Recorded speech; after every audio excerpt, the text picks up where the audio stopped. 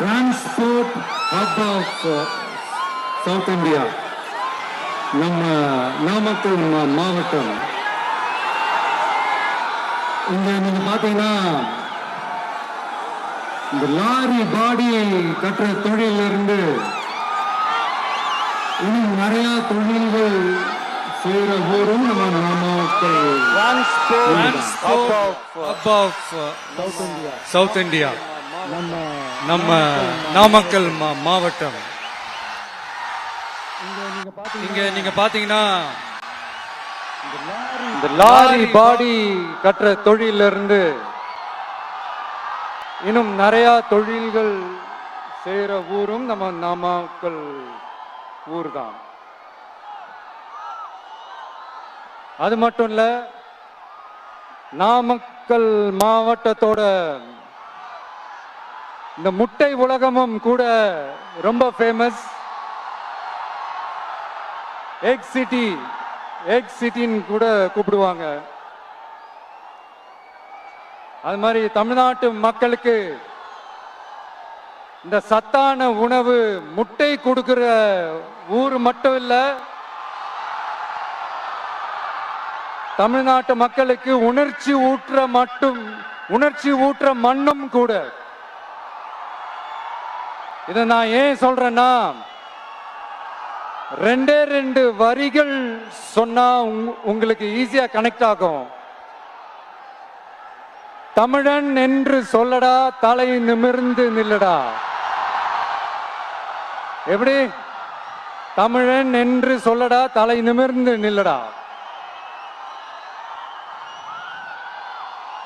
இந்த நாடி நரம்பெல்லாம் ரத்தம் பாய்ச்சுற இந்த வரிகளை எழுதினது யார் தெரியும்ல? யார் எழுதுனா? விஜயகாந்த் சார் சொன்னாரு. ஆனா நம்ம அண்ணன் கேப்டன் அவர்களுக்கு மட்டும் இல்ல, நமக்கும் சேர்த்து எழுதின இந்த வரிகளை யார் எழுதினது தெரியும்ல? நாமக்கல் மாவட்டத்தை சேர்ந்த மேகனூர்ல பிறந்த நாமக்கல் கவிஞர் திரு ராமலிங்கம் பிள்ளைதான், அவர்கள்தான். அடுத்து தமிழ்நாட்டு மக்களுக்கு இந்த இடஒதுக்கீடு உரிமையா வழங்கினதும் இதே நாமக்கல் மாவட்டத்தை சேர்ந்த திருச்செங்கோடு பகுதியில் இருக்கிற ஒருத்தர் தான்.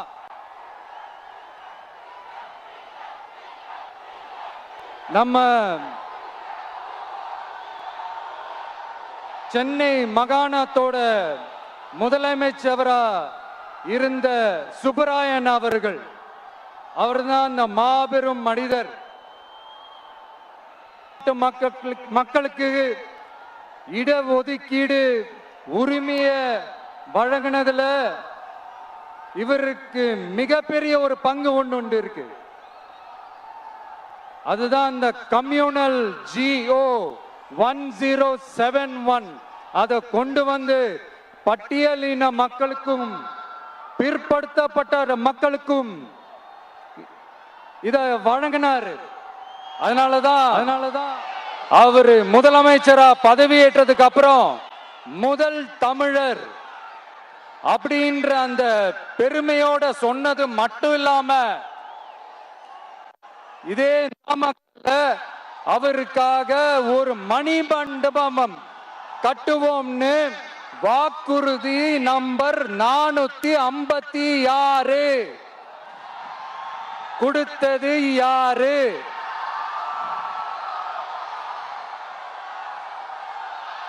சொன்னாங்களே, செஞ்சாங்களா? அதாவது ஒரு படத்துல நம்ம வடிவேல் சார் இந்த எம்டி பாக்கெட் எடுத்து இப்படி காட்டுவார் தெரியுமா? அந்த மாதிரிதான் ஒவ்வொரு வாக்குறுதியும் படிச்சுட்டு அந்த எம்டி பாக்கெட்டை இப்படி நம்ம காட்ட வேண்டியதுதான். இப்ப நம்ம அந்த நாமக்கல் மாவட்டத்துல வாக்குறுதிகளா அது செய்வோம் இது செய்வோம்னு நிறைய சொன்னாங்களே, அதுல ஒரு சின்ன லிஸ்ட் மட்டும் இப்ப நம்ம பார்ப்போம். ஒவ்வொரு ஒன்றியத்திலும் தானிய சேமிப்பு கிடங்குகள் அமைக்கப்படும். இவை உலர் களங்களுடன் கூடிய கொள்முதல் நிலையங்களுடன் இணைக்கப்படும். வாக்குறுதி நம்பர் 50.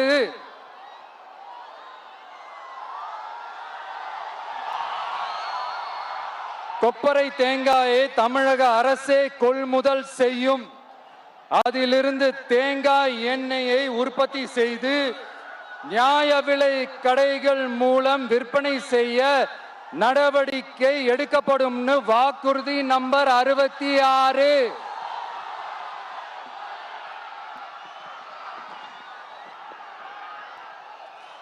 நியாய விலை கடைகளில் நாட்டு சர்க்கரை, வெல்லம் ஆகியவற்றை விநியோகம் செய்ய நடவடிக்கை எடுக்கப்படும். வாக்குறுதி நம்பர் 68.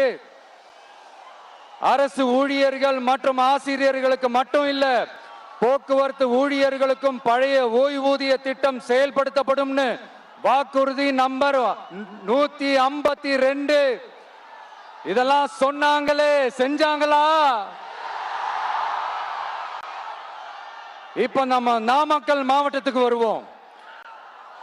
ஒரு நாளைக்கு 5 கோடி முட்டைகள் உற்பத்தி செய்யப்பட்டு உலகம் முழுவதும் ஏற்றுமதி ஆகிற இந்த நாமக்கல் மாவட்டத்தில் அந்த முட்டைகள் வீணாகாம பாதுகாப்பா வைக்க முட்டை சேமிப்பு கிடங்குகள் அமைக்கணும்ன்ற அந்த கோரிக்கையும், பாக்டீரியா மற்றும் வைரலாஜிக்கல் பரிசோதனையை மேற்கொள்ள ஆராய்ச்சி மையம் அமைக்கணும்ன்ற கோரிக்கையும் பல ஆண்டுகளா இருக்கு. ஆனா அதை இதுவரைக்கும் ஆண்ட கட்சிகளும் சரி, இப்ப ஆளும் கட்சிகளும் சரி, அதை பத்தி கொஞ்சம் கூட யோசிக்கவே இல்லை. அப்புறம் திமுக எம்எல்ஏவுக்கு சொந்தமான ஒரு மருத்துவ கல்லூரியில் நடைபெற்ற கிட்னி திருட்டு, அதுதான் நாடறிஞ்ச விஷயமாச்சு. அதை நான் திருச்சியிலே பேசியிருந்தேன். ஆனா அதுல நம்ம நாமக்கலை சேர்ந்தவங்க தான் அதிகமா பாதிக்கப்பட்டிருக்கிறதா சொல்றாங்க. அதிலும் குறிப்பா விசைத்தறியில் பணிபுரியும் ஏழை பெண்களை குறிவைத்து அந்த கிட்னி திருட்டு நடந்திருக்குன்னு சொல்றாங்க.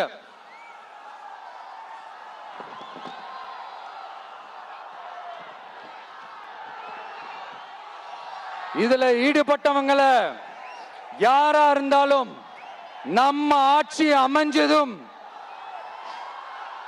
கடுமையாக தண்டிக்கப்படுவார்கள். இந்த கிட்னி திருட்டுக்கு ஆரம்பம் எங்க இருக்குன்னு பாத்தீங்கன்னா, கந்துவட்டி கொடுமையில இருக்கு. அதாவது விசைத்தறி தொழிலாளர்களோட வாழ்க்கை தரத்தையும் பொருளாதாரத்தையும் இந்த ஏமாற்று மாடல் திமுக அரசு மேம்படுத்தாத காரணத்தால அவங்க கிட்னி விற்கிற அளவுக்கு தள்ளப்பட்டிருக்கிறாங்க. இது எவ்வளவு பெரிய ஒரு கொடுமை! விசை தொழிலாளர்களோட வாழ்க்கை தரத்தையும் பொருளாதாரத்தையும் மேம்படுத்த தேவையான தீர்வுகளை யோசிச்சு உறுதியா எங்க தேர்தல் அறிக்கையில சொல்வோம்.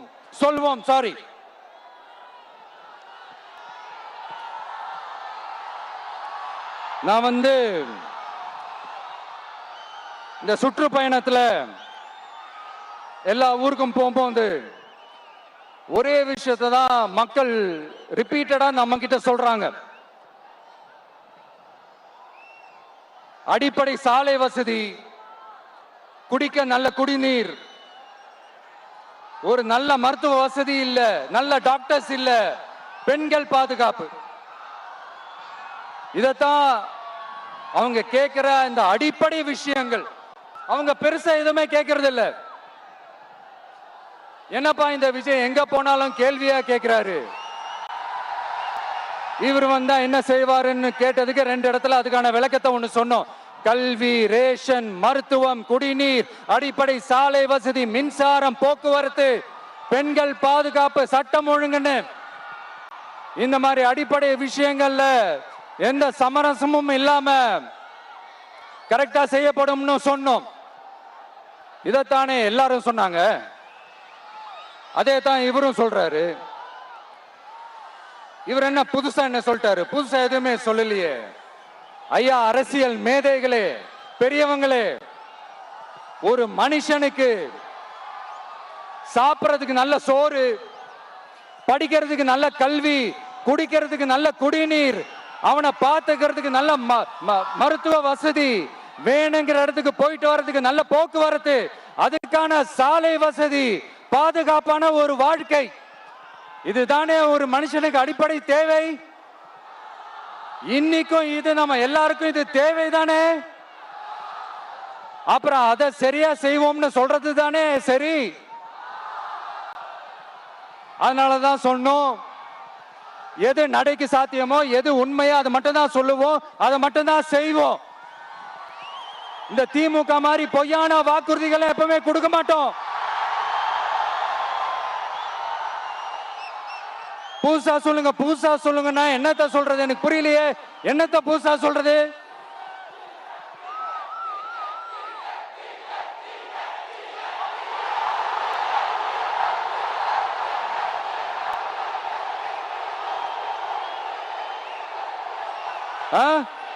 புதுசா என்னப்பா சொல்றது? செவ்வாய் கிரகத்துல ஐடி கம்பெனி கட்டப்படும்,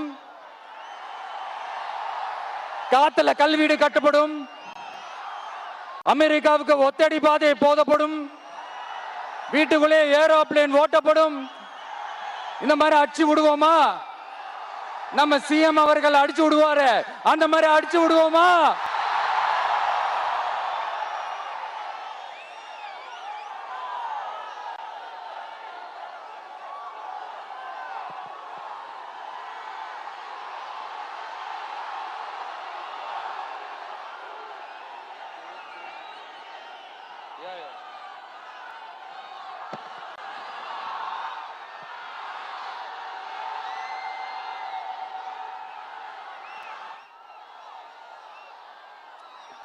நான் ஏற்கனவே சொன்னதை தான் இங்க நான் திரும்பவும் சொல்றேன்.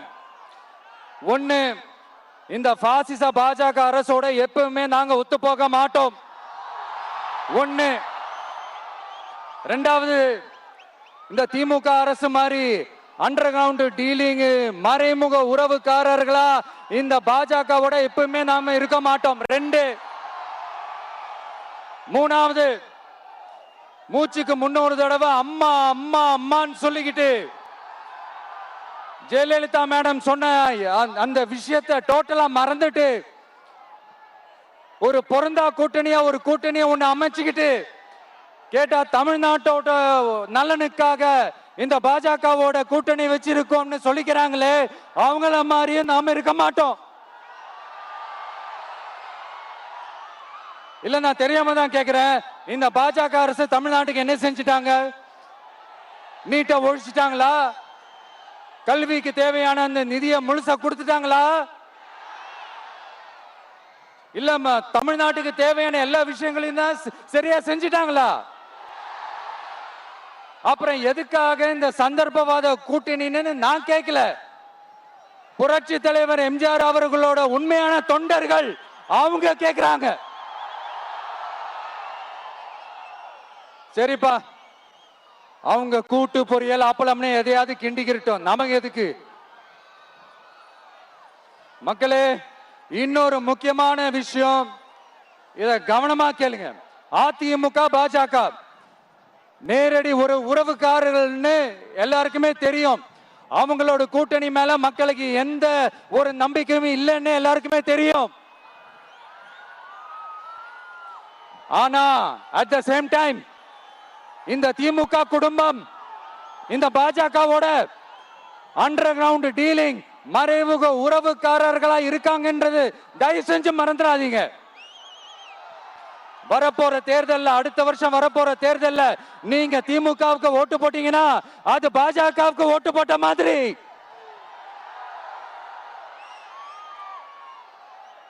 வெளியில அடிச்சுக்கிற மாதிரி அடிச்சுப்பாங்க, ஆனா உள்ளுக்குள்ள வேணாம். மக்களே, ஜாக்கிரதை, யோசிங்க.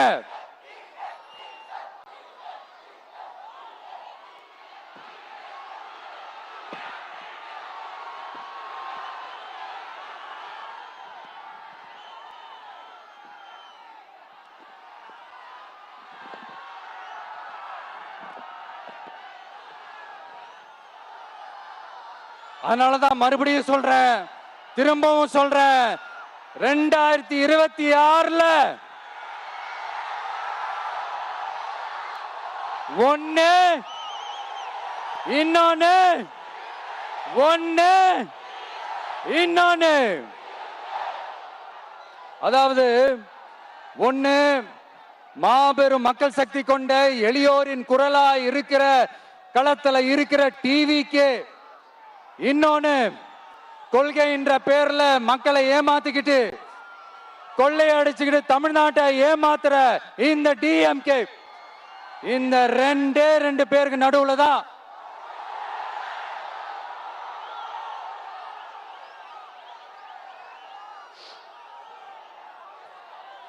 இப்படி ஒரு மோசமான ஒரு ஆட்சியை கொடுக்கறாங்களே, இந்த திமுக அரசு மறுபடியும் ஆட்சிக்கு வரணுமா? உங்க உண்மையான மக்களாட்சி, மனசாட்சி உள்ள மக்களாட்சி, உங்க நம்ம டிவிக்கு மறுபடியும் ஆட்சி அமைக்கணுமா? சாரி, இப்ப ஆட்சி அமைக்கணுமான்னு கேட்டேன். சாரி. நண்பா, நண்பி, தோழா, தோழி, என் மேல இவ்வளவு நம்பிக்கை வச்சிருக்கிறீங்களா? என்ன இவ்வளவு நம்புறீங்களா? பார்த்தலாம், ஒரு கை பார்த்தலாம். சத்தியமா சொல்றேன், நானும் ஒரு 2-3 வாரத்துக்கு முன்னாடி என்னமோ ஏதோ நினைச்சேன். பார்த்தலாம், சத்தியமா பார்த்தலாம். கான்பிடண்டா இருங்க மக்களே, நல்லதே நடக்கும், வெற்றி நிச்சயம். மீண்டும் சந்திக்கும் வரை நன்றி, வணக்கம்.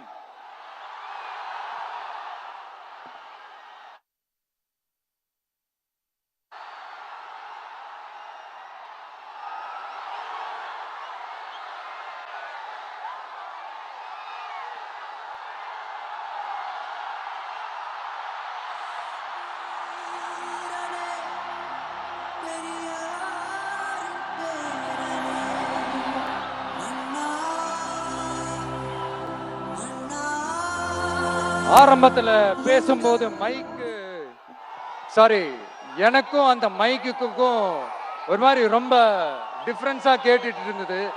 அதனாலதான் கொஞ்சம் அந்த ரிதம் பிடிக்கிறதுக்கு கொஞ்சம் டைம் ஆயிடுச்சு. Okay, thank you so much.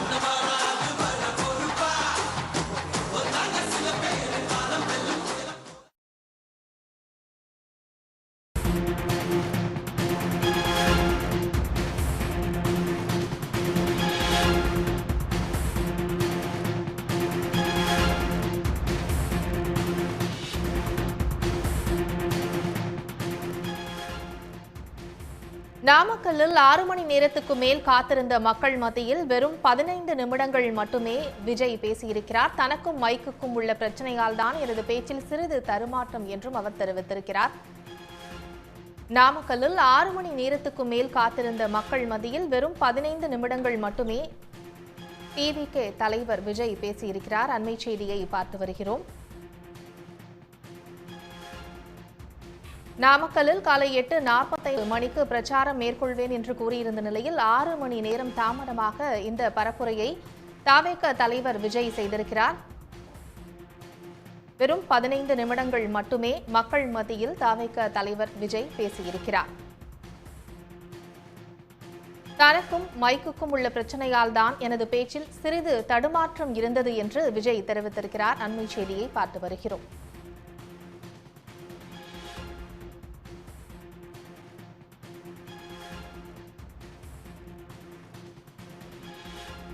நாமக்கல்லில் இன்று காலை 8:45 மணி அளவில் பரப்புரை மேற்கொள்ளப்படும் என்று தாவேக தரப்பில் அறிவிப்பு வெளியாகியிருந்த நிலையில் மக்கள் காலை முதலே அங்கு கூடியிருந்தனர். இந்த நிலையில் சற்று நேரத்திற்கு முன்பாகத்தான் தாவேக தலைவர் விஜய் அங்கு வருகை தந்திருந்தார். நாமக்கல்லில் 6 மணி நேரத்துக்கு மேல் காத்திருந்த மக்கள் மத்தியில் வெறும் 15 நிமிடங்கள் மட்டுமே தாவேக தலைவர் விஜய் பேசியிருக்குது. உடனுக்குடன் செய்திகளை தெரிந்து கொள்ள சன் நியூஸ் பெல் ஐகானை கிளிக் பண்ணுங்க.